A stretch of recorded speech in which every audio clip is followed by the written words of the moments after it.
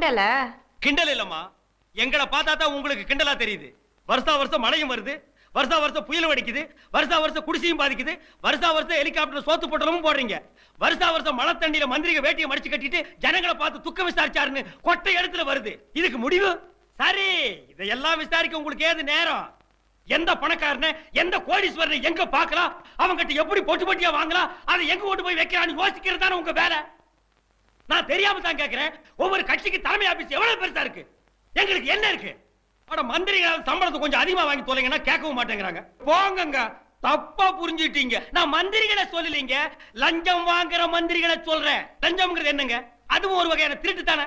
அப்படியே லஞ்சம் வாங்கினாலும் சம்பந்தப்பட்ட அதிகாரி கிட்ட கம்ப்ளைண்ட் பண்ணோம். அவனும் லஞ்சம் வாங்குறவனாக இருந்தால், அப்படி அவனும் லஞ்சம் வாங்குறவனாக இருந்தால்